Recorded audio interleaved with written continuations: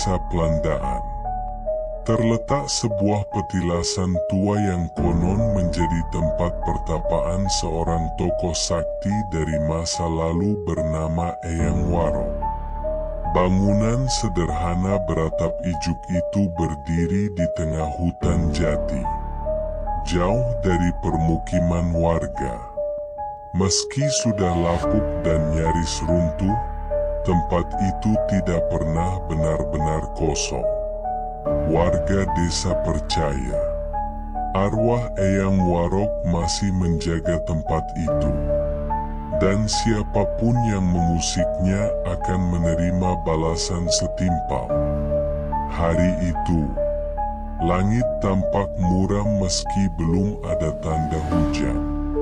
Awan kelabu menggantung berat di atas perbukitan. Jalan setapak menuju petilasan tertutup semak belukar. Seolah alam sendiri berusaha menyembunyikan tempat itu dari dunia luar. Namun, langkah kaki manusia tetap menembusnya. Sosok seorang pria muda berjalan perlahan menelusuri jalur berbatu. Namanya Bagas. Mahasiswa jurusan antropologi yang sedang menyusun skripsi tentang situs-situs keramat di Jawa Timur. Bagas dikenal keras kepala. Ia percaya bahwa semua cerita tentang penunggu hanyalah mitos yang diwariskan turun-temurun untuk menakut-nakuti masyarakat. Dengan kamera dan buku catatan di tangannya, ia yakin bisa mengungkap kebenaran di balik petilasan Eyang Warok. Sesampainya di lokasi, suasana berubah drastis. Udara terasa lebih dingin, dan angin berdesir seolah membawa bisikan-bisikan samar. Petilasan itu berdiri sunyi, diselimuti lumut dan akar pohon yang menjalar dari tanah ke dindingnya. Di dalamnya hanya ada sebuah batu besar berbentuk persegi, bekas tempat duduk Eyang Warok saat bertapa. Di sudut ruangan, dupa yang entah siapa yang menyalakan masih menyisakan bau menyengat. Bagas mulai memotret. Ia mencatat setiap detail arsitektur, ukiran kuno, dan benda-benda yang ditinggalkan di tempat itu.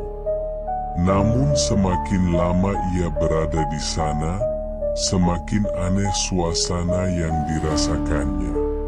Ia merasa seperti diawasi. Bayangan-bayangan samar mulai muncul di pojok matanya. Tetapi setiap kali ia menoleh, tak ada apapun di sana. Saat matahari mulai tergelincir ke barat, Bagas memutuskan untuk mengambil satu langkah nekat. Ia menyentuh batu tempat bertapa itu, lalu duduk bersila di atasnya. Dalam pikirannya ia ingin merasakan pengalaman spiritual yang dulu konon dialami Eyang Warok. Namun begitu tubuhnya menyentuh permukaan batu itu, hawa panas menyengat naik dari dalam tanah. Bukan panas biasa, melainkan panas yang menusuk tulang. Seolah api membara dari bawah dunia. Bagas menggertakkan gigi, mencoba bertahan, tetapi tubuhnya mulai gemetar hebat. Pandangannya kabur, dan dunia sekelilingnya bergoyang seperti dilihat dari balik air. Suara desir angin berubah menjadi jeritan panjang. Suara yang tak berasal dari dunia ini. Ia memaksakan diri untuk bangkit, namun tubuhnya tak bisa digerakkan. Batu di bawahnya terasa seperti mencengkeram tubuhnya, menahannya tetap duduk. Dalam keadaan setengah sadar, Bagas melihat sesosok bayangan muncul dari dinding petilasan. Tingginya tak wajar, lebih dari 2 meter. Tubuhnya besar dan gelap, namun sorot matanya menyala merah menyala. Sosok itu mengenakan busana kuno khas Jawa dengan ikat kepala berwarna hitam. Meski wajahnya tak jelas, aura kebencian yang terpancar darinya begitu nyata. Bayangan itu melangkah pelan ke arah Bagas. Setiap langkahnya menimbulkan getaran kecil di lantai petilasan. Suara langkahnya berat dan berdengung. Meski tak satu kata pun terlontar, sosok itu berhenti tepat di depan Bagas. Lalu mengangkat tangannya yang besar dan kasar. Dengan satu gerakan cepat, ia menunjuk dada Bagas. Seketika itu juga, dada Bagas terasa seperti ditusuk ribuan jarum. Napasnya tersengal, dan pandangannya menjadi gelap total. Matahari telah terbenam sepenuhnya ketika warga desa menemukan tubuh Bagas tergeletak di depan pintu petilasan. Matanya terbuka lebar, menatap langit malam dengan sorot kosong.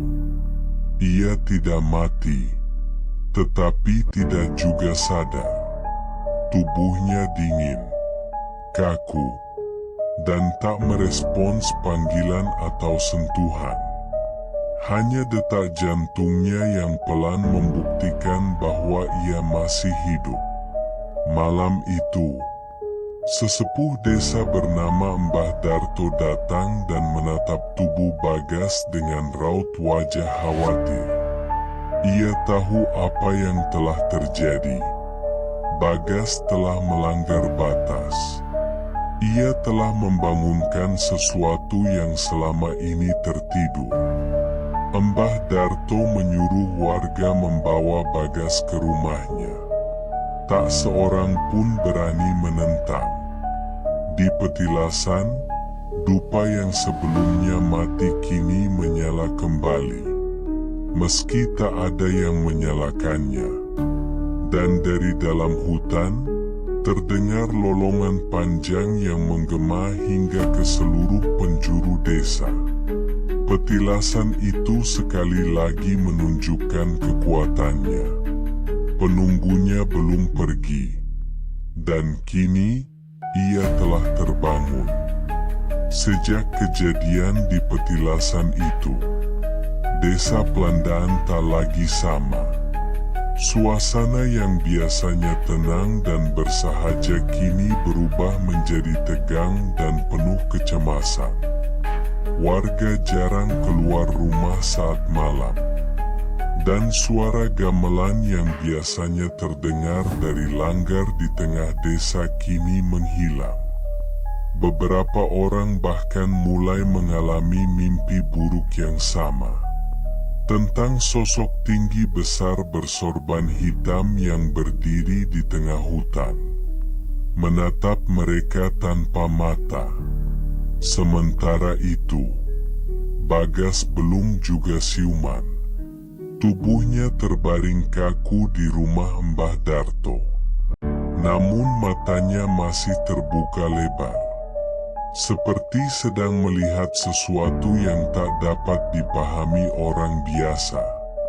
Mbah Darto tahu, ini bukan urusan medis. Ini urusan gaib. Ia pun mulai menyiapkan berbagai sesajen dan ritual untuk berkomunikasi dengan alam halus. Berharap bisa menyelamatkan Bagas sebelum semuanya terlambat. Namun malam demi malam, keadaan semakin memburuk. Ternak-ternak mati tanpa sebab. Burung-burung gagak mulai bermunculan dan bertengger di atap rumah warga. Pohon-pohon besar di sekitar petilasan mengering dalam semalam. Daunnya gugur seperti terbakar dari dalam. Dan yang paling menyeramkan, beberapa warga yang nekat melintasi jalur menuju petilasan dilaporkan hilang. Hanya jejak kaki mereka yang tertinggal, mengarah ke dalam hutan namun tak pernah kembali. Desa mulai panik, namun Mbah Darto tetap tenang. Ia tahu bahwa semua ini adalah amarah dari penunggu petilasan, arwah Eyang Warok yang terganggu. Menurut cerita turun-temurun, Eyang Warok adalah seorang leluhur sakti yang menjaga keseimbangan antara dunia nyata dan dunia gaib.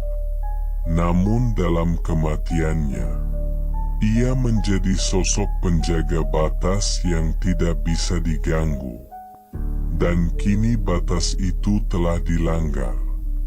Di malam ketujuh sejak kejadian itu, langit desa berubah menjadi merah darah. Angin berhembus kencang, membawa bau menyengat seperti darah dan dupa terbakar. Mbah Darto memutuskan untuk melakukan ritual terakhir. Ritual pemanggilan arwah penunggu. Ia memilih tempat di perbatasan hutan, di bawah pohon beringin tua yang dipercaya sebagai gerbang gaib. Dengan mengenakan kain lurik dan ikat kepala hitam, Mbah Darto memulai ritualnya. Ia membakar kemenyan dan membaca mantra kuno yang hanya diwariskan dari mulut ke mulut. Lingkaran pelindung digambar di tanah dengan serbuk kunyit dan darah ayam hitam. Semakin lama mantra dibaca, suasana sekitar menjadi berat. Udara seakan membeku, dan bayangan-bayangan gelap mulai muncul dari balik pepohonan. Akhirnya, sosok itu muncul. Tinggi, besar, dengan aura kemarahan yang menyesakkan dada. Sosok Eyang Warok berdiri di hadapan Mbah Darto. Wajahnya tak jelas, namun matanya dua titik merah yang bersinar dari dalam kegelapan, menyorot penuh kebencian. Mbah Darto menunduk dalam-dalam, memberi penghormatan. Ia tak berbicara, tapi hatinya menyampaikan niatnya. Permohonan maaf atas tindakan Bagas, dan permintaan agar arwah Eyang Warok mengampuni desa dari murkanya. Untuk pertama kalinya, sosok itu tak bergerak. Ia hanya menatap Mbah Darto dalam diam yang menegangkan. Kemudian dari balik sosok Eyang Warok, muncul bayangan Bagas. Ia berjalan perlahan ke arah Mbah Darto, masih dengan sorot mata kosong. Namun tubuhnya kini lentur, tidak lagi kaku. Saat ia melintasi lingkaran pelindung, tubuhnya limbung dan jatuh ke tanah. Sosok Eyang Warok menghilang seperti asap, menyisakan keheningan mencekam. Bagas akhirnya siuman. Nafasnya berat, namun matanya kembali hidup. Ia menatap langit, lalu menunduk dalam-dalam, seperti menyadari dosa besar yang telah ia perbuat. Mbah Darto membantunya berdiri dan membawanya kembali ke desa. Beberapa hari kemudian, petilasan itu ditutup rapat oleh warga. Jalur menuju ke sana ditanami bambu petung dan ditaburi bunga 7 rupa. Sebuah papan bertuliskan larangan masuk dipasang di depan jalan setapak. Dan sejak saat itu, tak ada seorang pun yang berani mendekat. Bagas memutuskan meninggalkan desa. Ia tidak kembali ke kampus. Tidak juga kembali menulis. Ia memilih tinggal di daerah terpencil. Bekerja sebagai penjaga makam tua. Seolah ingin menebus kesalahan. Ia mendedikasikan hidupnya menjaga tempat-tempat keramat dari tangan-tangan yang serakah. Masyarakat desa Pelandaan perlahan kembali hidup normal. Meski trauma akan kejadian itu masih membekas. Mereka belajar satu hal penting. Bahwa tidak semua tempat bisa disentuh ilmu pengetahuan. Ada wilayah-wilayah gaib yang hanya bisa dihormati, bukan diusik. Dan di tengah hutan itu, petilasan Eyang Warok tetap berdiri dalam keheningan. Dupa di dalamnya sesekali menyala sendiri. Pertanda bahwa penunggunya masih berjaga. Tidak tidur, tidak pergi. Hanya menunggu.